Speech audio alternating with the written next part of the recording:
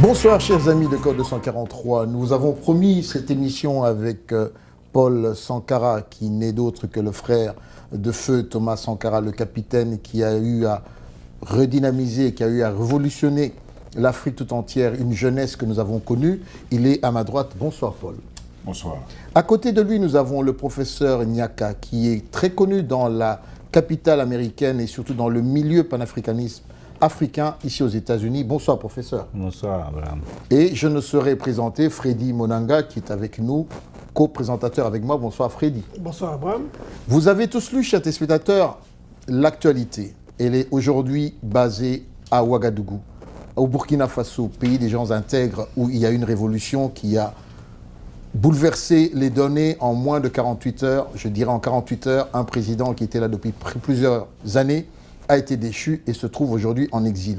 Mais nous allons un peu remonter l'histoire avec Freddy et le professeur Nyaka est à ma droite, monsieur Paul, pour un peu revenir. Vous êtes le frère d'un illustre président qui a marqué une étape. Pouvez-vous un peu nous rafraîchir la mémoire sur les événements que vous avez connus lorsqu'il est arrivé au pouvoir et lorsqu'il a malheureusement été abattu par ses pairs? Merci de me donner l'occasion aujourd'hui de parler du Burkina. Oui, Thomas Sankara, c'est vrai, c'est à double titre que j'interviens dans cette émission de cet après-midi. C'est à la fois effectivement par les liens biologiques que j'ai avec Thomas Sankara, mais c'est aussi le jeune militant de base que j'étais sous la Révolution qui m'amène donc à dire un peu de ce que je sais sur l'histoire du Burkina Faso. Que vous dire sur Thomas Sankara? C'est quelques anecdotes pour être très bref et précis. Lorsqu'il prend le pouvoir avec ses camarades, il met en garde ses frères et sœurs, toute la famille, sur le comportement que chacun devrait avoir parce qu'il n'y aurait aucun privilège, aucun avantage pour qui que ce soit. Si vous êtes en difficulté ou dans des dossiers qui sont flous, vous allez répondre comme n'importe quel Burkinabé à la police ou à la justice, à la gendarmerie. Donc, nous avons vécu exactement comme nous étions avant qu'il soit au pouvoir. Et je crois que c'est un peu cette rigueur, ce sacrifice qu'il avait imposé en lui-même et à toute sa famille qui a gêné plus d'un de ses collaborateurs. Comme qui dirait, pour faire court, ils l'ont assassiné en fait pour pouvoir bouffer, pour pouvoir manger, quoi.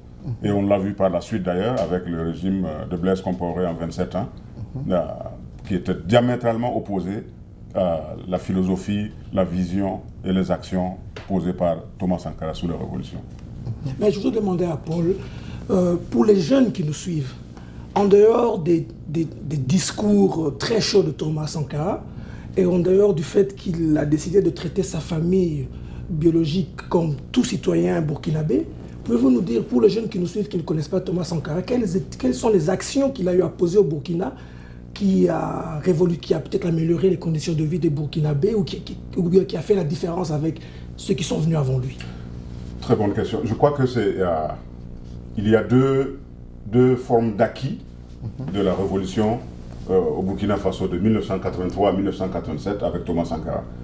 Il y a d'abord les actions concrètes qui ont été posées. Pour la première fois, un marché, par exemple, à Ouagadougou, a été reconstruit avec les normes d'hygiène et de sécurité. Le transport en commun, pour la première fois, un réseau a été mis en place.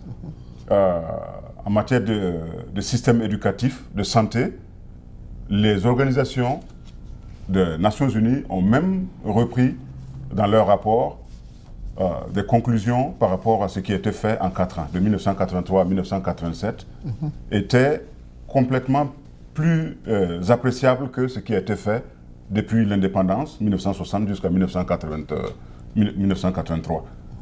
Mais la deuxième, et je crois que c'est tout aussi important, voire plus, c'est la reconversion des mentalités.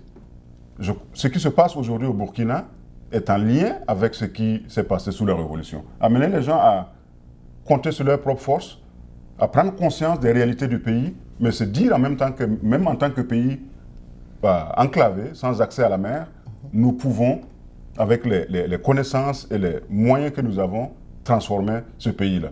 Donc là, il y a d'abord la reconversion des mentalités. Plus jamais quelqu'un pourra amener le peuple à faire ce qu'il ne veut pas. Donc c'est lui qui a changé le nom du pays? Absolument. Par exemple, c'était tout un programme, Burkina Faso, un pays des hommes intègres. Donc voilà, grosso modo, en guise de réponse à votre question, quoi. Il y a d'abord les actions concrètes en matière de réalisation socio-économique, mais c'est aussi au niveau des esprits. Très important. Professeur, dites-nous, vous avez dû vivre, étant donné que vous êtes originaire de la Côte d'Ivoire, ce qui s'était passé au Burkina Faso à l'époque. Est-ce que vous avez des souvenirs de votre jeunesse, de cette prise en fonction ou en charge par Thomas Sankara du Burkina Faso, pays des gens intègres, avec une nouvelle mentalité? On a senti qu'il y avait un vent nouveau qui soufflait. Est-ce que cela a-t-il eu un impact en Côte d'Ivoire, où il y a une grande communauté par ailleurs burkinabé? Bon, quand j'étais au lycée, quand on suivait la situation politique au Burkina Faso, donc déjà en 1982, on entendait parler d'un certain Thomas Sankara. Et j'ai eu le privilège d'avoir pour professeur de français un monsieur, je crois qu'il s'appelle Sanou, et qui était burkinabé. À l'époque, on disait voltaïque. Il était un très bon professeur. Et il était un peu comme un mentor et qui m'enseignait la politique parce que j'étais beaucoup curieux. Et donc, j'avais le privilège d'avoir accès à lui en dehors des cours pour lui poser beaucoup de questions. Et donc, j'ai vécu la session de Thomas Sankara à travers mon professeur Sanou. Et donc, Thomas Sankara donc, devient président. Avant de devenir président, le fameux discours qu'il a prononcé, « Malheur à ceux qui bâillonnent leur peuple », je crois qu'il était ministre de l'Information à ce moment-là. Et donc, ça avait fait écho parmi les jeunes en Côte d'Ivoire. Donc, on le suivait. Et puis, donc, il devient président. Donc, on est heureux. Et puis, quand Thomas Sankara devient président, qu'il change le nom du pays, Burkina Faso, et de la Haute-Volta au Burkina Faso, je peux vous dire, en tant que jeune Ivoirien, l'impact de Thomas Sankara sur les consciences des populations en Côte d'Ivoire. Compte tenu du fait que les voltaïques, maintenant les Burkinabés, une bonne partie d'entre eux font les petits métiers en Côte d'Ivoire. Donc, la perception générale des populations autochtones ivoiriennes à l'endroit des voltaïques n'était pas favorable. Malgré le fait que ces gens-là contribuent grandement au développement du pays, à l'économie du pays, depuis le temps de la colonisation. Les allochtones, comme on les appelle chez vous, ou allogènes. Alors, donc, quand Thomas sort avec son charisme, sa sincérité, son intégrité, et puis son éloquence, et puis tout ce qu'il dit qu'il allait faire, qu'il le faisait. Donc, la perception que les Ivoiriens ont eue des voltaïques était différente de celle qu'ils avaient désormais des Burkinabés. Elle était très positive. Donc ça, c'était pour voir la puissance magique de Thomas Sankara sur les populations. Et comme Paul l'a dit, le fait de changer la Haute-Volta en Burkina Faso, c'était tout un programme politique. C'était plus fort que peut-être 10 000 cours de politologie qu'on pouvait donner à des gens. Voilà, donc la décolonisation des esprits et des consciences, et donc il a donné de la fierté et de la dignité, non seulement aux Burkinabés, mais à la Côte d'Ivoire, aux Africains. Et puis, donc, voilà un peu ce que je peux dire de Thomas Sankara pour répondre directement à la question qui a été posée. Je crois qu'on va continuer. Oui, Freddy, vas-y. J'ai une question à poser à Paul, très importante, je crois. Durant la période coloniale, la France avait fait de la Haute-Volta, on peut dire, le réservoir de la main-d'œuvre de l'AOF. Et après, quand l'AOF a été divisée en Soudan français, le Mali, Niger et Côte d'Ivoire, on a vu que cette dynamique migratoire vers la Côte d'Ivoire ne s'était pas arrêtée. Est-ce que quand Thomas Sankara a pris le pouvoir, Est-ce qu'il y a eu moins de migration de Burkina en Côte d'Ivoire ou ça, la migration a continué sans s'arrêter? Oui, le rappel historique des liens entre la Côte d'Ivoire et le Burkina Faso, qui était Haute-Volta d'abord, c'est une réalité, effectivement. Tantôt, Yankal disait, le flux migratoire de Burkina vers la Côte d'Ivoire, qui fait aujourd'hui, grosso modo, 4 millions d'origine burkinabé résidents en Côte d'Ivoire. Est-ce que ce flux migratoire a diminué ou augmenté ou stagné sous la Révolution? Je crois qu'il y avait quand même une vague de retour d'un certain nombre de résidents en Côte d'Ivoire d'origine burkinabé. J'en veux pour preuve tous ces élèves et étudiants qui sont venus parce que dans la politique justement de la Révolution, il y avait un plafonnement de la scolarité. Au scolaire, par exemple, il y avait le premier cycle du second cycle au lycée et le second cycle était plafonné.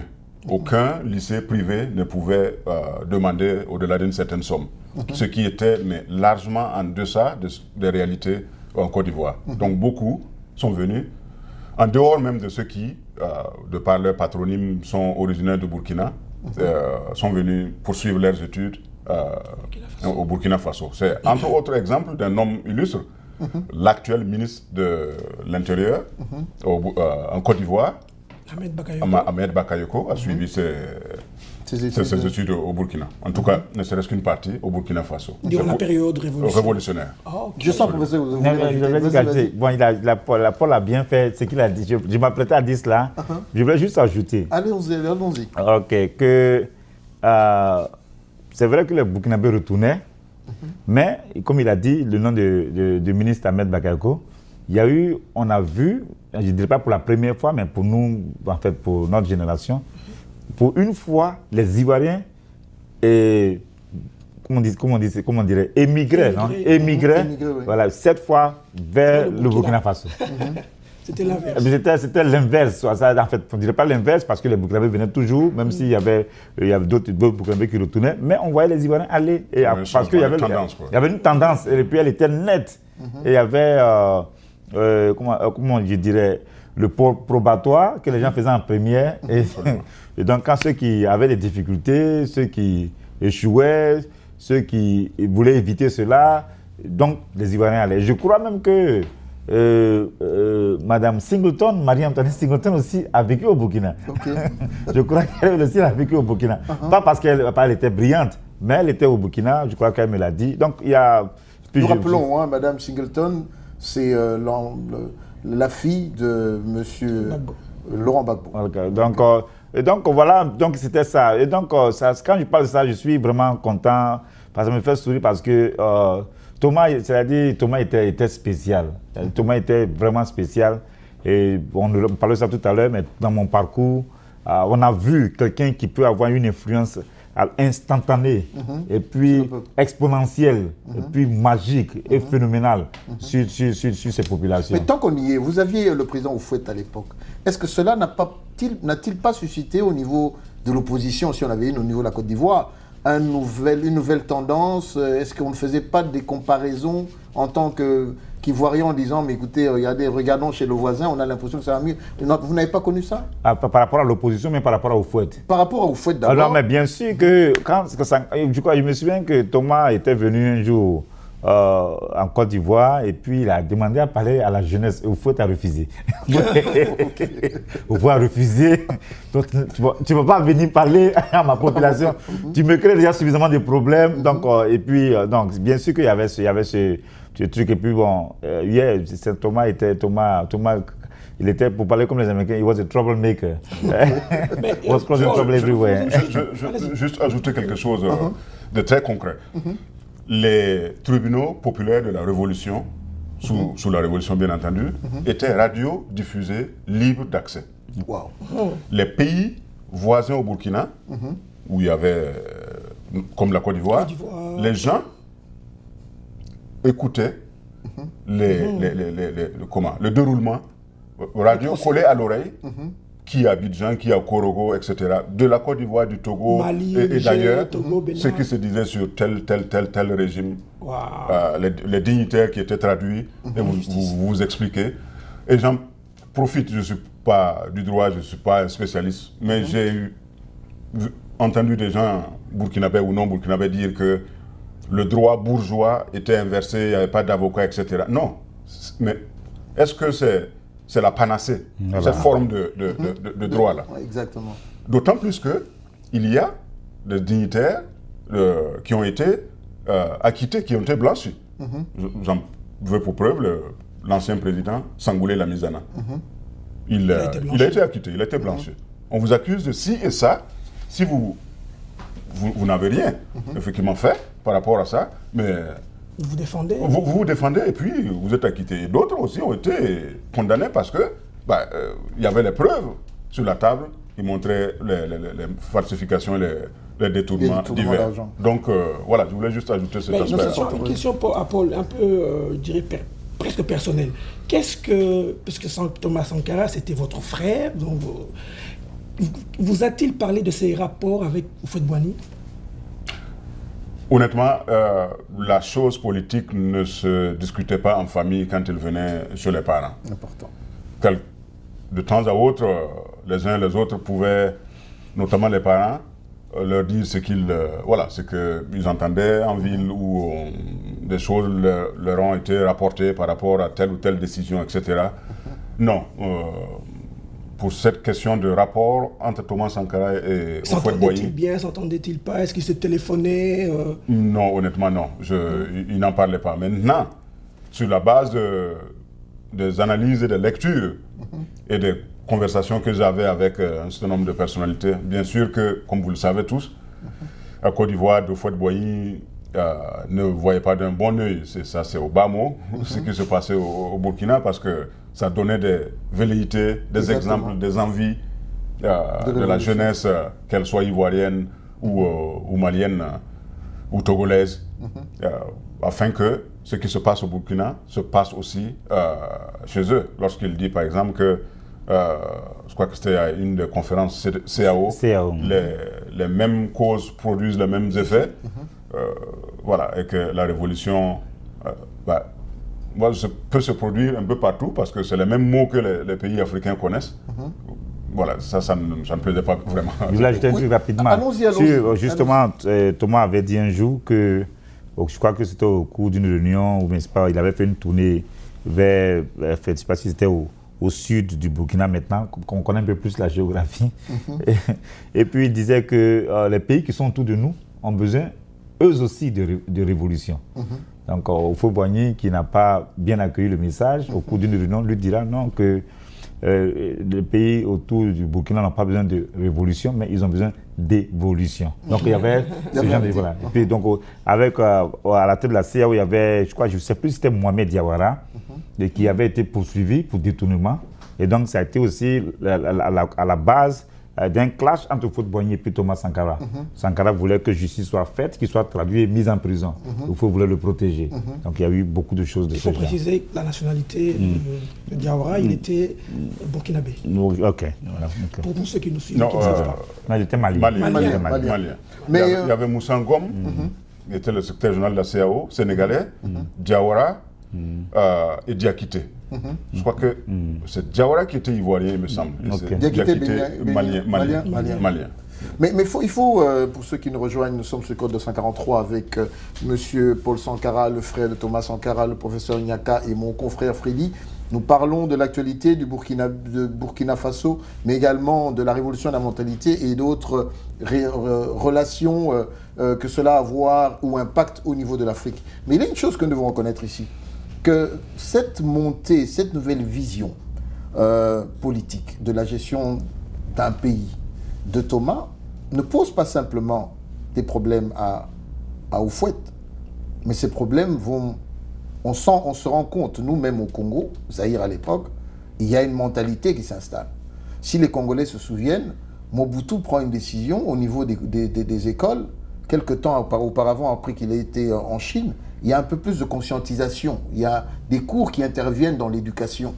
la sensibilisation des masses par rapport à l'approche des problèmes. Et j'ai lu un documentaire sur une rencontre qu'il y a eu en France, entre la France et l'Afrique. Je ne sais plus en quelle année, peut-être, pour ça vous allez me rappeler, où le président, je crois que Mitterrand était en fonction, où il y a eu, ce sont les Français qui disent, ils se sont retrouvés face à une nouvelle Afrique. Une Afrique qui était émancipée, pas simplement par la présence de Thomas Sankara, mais par les autres présidents qui se sont rendus compte que le chemin, la route adoptée par le président Thomas Sankara était la bonne. Est-ce que vous pouvez conférer là-dessus? Qu'est-ce qu'on peut dire à ce sujet? Quels sont les exemples qui vous ont marqué en dehors de Thomas? Y a-t-il un exemple dans un pays africain où vous avez vu la même recrudescence, où vous avez vu le même élan prendre? Ou une copie pour calmer la population? Bah, sous la Révolution, il y avait le lien étroit et direct avec ce qui s'est passé au Ghana, sous Jerry John Rawlings. Donc, oui, c'en est un. En dehors de cet exemple-là, bon, oui, vraiment, la spécificité de l'exemple au Burkina, durant les 4 années de la Révolution, c'est le concret, comme l'appelait Inyaka. C'est dire ce que l'on fait et faire ce que l'on dit. C'est à la fois interne, les rapports avec les pays africains, dénoncer par exemple le discours de la dette à Addis Abeba en 1987. Oui, voilà l'historique, la définition de la dette avec les puissances et les industrielles, du moins puissances occidentales et les institutions internationales. Mais c'est aussi quelle est la part de responsabilité de nos différents dirigeants africains. Voilà, ceux qui mettent les sommes colossales dans les banques étrangères, etc. etc. Donc, ce n'était pas juste fustiger le colonisateur ou quelque institution internationale que ce soit, financière internationale que ce soit, mais c'est aussi prendre nos responsabilités parce que nous en avons une. Donc, mais pour revenir à votre question, oui, c'est le Ghana vraiment de Jerry John Rawlings qui était dans les liens, le choix et la vision de développement proche de ce qui s'est passé au Burkina. Prof. Oui, bon, comme Paul est un homme qui est très humble, et puis bon, c'est une qualité de la famille, donc c'est un peu difficile pour lui de parler. Je vous en prie. Voilà, moi je vais essayer de dire que quand Sankara était vivant, il était unique. Il faut que les gens sachent qu'il était unique. Voilà. Rawlings a essayé, c'est vrai. Mais Rawlings est allé après, peut-être que c'était nécessaire, il est rentré dans les programmes d'ajustement structurel avec le Fonds monétaire international. Rawlings a essayé. Mais la corruption n'a pas autant disparu du Ghana quand Rawlings était là, malgré tout ce qu'il faisait, que comme quand Thomas Sankara était au pouvoir. Thomas Sankara a refusé de prendre l'argent de ces institutions internationales. Ce que les Américains appellent self-determination, self-reliance and self-sufficiency. Donc, nous, là, on n'a pas les moyens, et c'est l'une des valeurs, l'une des grandes conditions de Thomas Sankara, c'est d'avoir mis sa foi dans les citoyens ordinaires et de leur avoir montré qu'ils ont la capacité, si le désir, de changer eux-mêmes leur propre vie, de changer leur communauté et de changer leur pays avant le Audacity of Hope de Barack Obama. Exactement. Voilà, c'est ce que Thomas a fait. Donc, à travers les travaux d'intérêt commun, où les gens allaient pour créer des puits, pour faire les chemins de fer, pour construire les routes, pour balayer les On a vu l'autosuffisance alimentaire, ça c'est un grand point. Voilà, pour balayer les rues. C'est cet esprit-là, sur les jeunes pionniers et tout ça, comme Paul le disait, c'est ça. Pour sauter de 1980, de la période 80 à la période de 2014, quand les jeunes burkinabés, où les gens ont fini de faire la révolution, qu'ils ont Blaise tombe, et que nous allons y arriver. J'arrive, mais je vais le dire parce que c'est lié. Que les gens lancent un appel pour demander aux gens le lendemain d'aller balayer. Ça, on n'a jamais vu ça. On n'a jamais vu ça en Afrique. Même chez les Blancs, on n'a pas encore vu ça. Non, ça c'est très fort. Voilà. L'histoire des révolutions populaires. C'est ça. Or, ceux qui l'ont fait réclament la vision de Thomas, la façon, la culture qu'il leur a donnée. Donc, c'est ça, Thomas Sankara. Je crois même que comparer Thomas Rawlings, c'est pas vraiment, comme vous l'avez dit, c'est pas vraiment la même chose parce que Rawlings a tué. Rappelez-vous, quand il a pris le pouvoir, il a quand même éliminé plusieurs anciens dignitaires qu'il trouvait gênants. Chose que Sankara n'a pas fait. Non, il y a eu quand même, pour être honnête, il y a eu quelques personnes qui ont été tuées et il y a eu un coup d'État. Non, on ne peut pas le comparer. Mais je vais dire, pour être honnête avec nous, voilà. Mais quand ça m'avait frappé. Alors je crois que c'est Blaise qui les a exécutés ou quoi. Quand les gens sont morts, Sankara qui vient et puis qui demande pardon.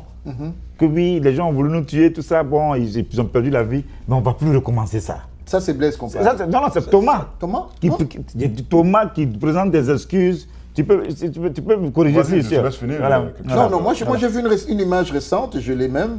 C'est Blaise Compaoré, on lui pose la question sur la mort de son... Non, je ne parle pas de Thomas. Je ne parle pas de la mort de Thomas. Il y a eu une tentative de coup d'État quand Thomas était président. Puis je crois qu'il y a 7 Burkinabés qui ont perdu la vie. Et donc ça c'est normal là. Que tu veux me tuer, tu vas mourir. Thomas vient... Tu parles l'épée... Voilà, Thomas vient et puis il présente des excuses. Que voilà, on ne va plus faire ça. Alors Paul, si c'est faux, qu'on confirme si ce n'est pas faux. Dans la série de tout ce qui est négatif sous la Révolution, durant 27 ans, un certain nombre de personnes et personnalités au Burkina ont demandé à ce que l'on ouvre les procès-verbaux des réunions du Conseil national de la Révolution. Ceux qui sont physiquement absents ne peuvent pas se défendre. Par contre, ceux qui sont vivants et qui continuent de gérer ce pays peuvent dire qui a fait quoi, qui a voté, pour, oui ou non, pour tel. Par exemple, ce cas de 1985, je crois, tentative de coup d'État, exécution d'un certain nombre de gens. Le seul, en tout cas, de l'exécutif à l'époque, qui est soit vivant, c'est Blaise Compaoré, et un certain nombre d'autres. Ouvrez les archives et dites, Qu'est-ce qui a été parce que moi j'ai eu dit d'un certain nombre d'anciens dignitaires de la Révolution, dirigeants de la Révolution, qu'il y a eu un vote au sein du Conseil national de la Révolution par rapport au sort qui devrait être réservé à ces gens-là. Thomas a été battu en minorité. Voilà.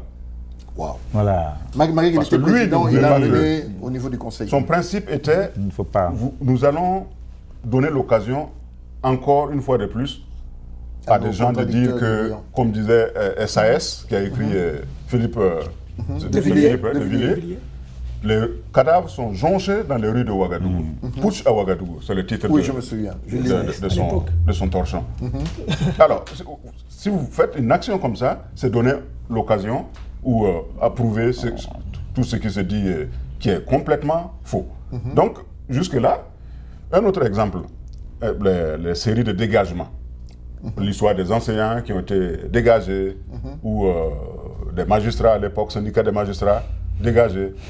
Il y a des lettres, une lettre qui a été publiée, envoyée par Thomas Sankara au ministre de la Justice sous la Révolution qui était Blaise Compaoré, de revoir le cas de ces instituteurs et de ces magistrats-là. C'est publié. Qu'a fait le ministre? Il n'y a pas, c'est pas suivi d'action. Somme toute, durant 27 ans, si il avait des éléments Blaise Compaoré en tant que numéro 2 de la Révolution contre Sankara et la... Il les aurait sortis. Tout ce qu'il pouvait. Mais vous-même, pour éclairer les spectateurs, vous-même, à l'époque du vivant de votre frère, étiez-vous PDG d'une société Avez-vous gagné des marchés au nom de Thomas Sankara dans certains business? Je ne serai pas ici dans ces circonstances-là avec vous. Non, pour être sérieux. Honnêtement, il l'a dit clair et net aux uns et aux autres au niveau de la famille. Il faut éviter de prendre facilement telle ou telle chose de telle ou telle personnalité, tel commerçant. Ce n'est pas pour vos beaux yeux. Parce que la personne ne reviendra pour vous demander une audience à la présidence. Est-ce que votre frère ou votre fils, le président, peut m'aider à obtenir le monopole de l'exploitation du riz, par exemple, etc., etc. Je ne suis pas là pour ces choses-là. Vous allez vous mettre en pétrin, donc vaut mieux gagner à la sueur de votre front, honnêtement, voilà, votre salaire, quoi. Et je crois sincèrement que ça a dérangé, à commencer par Blaise, un certain nombre de gens. Prof, vous voulez renchérir? Non. Rapidement. Des sommes lui ont été remises par un certain nombre de chefs d'État africains. Nous l'avons appris. Pour aider le pays ou bien... Absolument. Ok. 300 millions, 500 millions, etc. De francs CFA. De francs CFA. Le tout revenait, grosso modo, à plus de 2 milliards. Ok.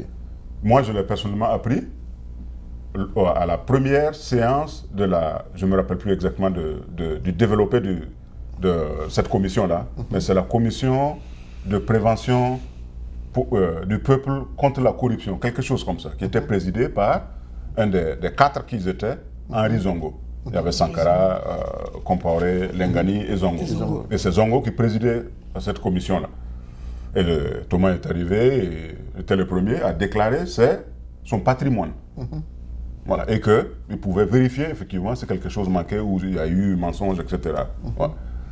Et cette somme-là, grosso modo 2 milliards, a été reversée au profit de la Caisse de solidarité nationale.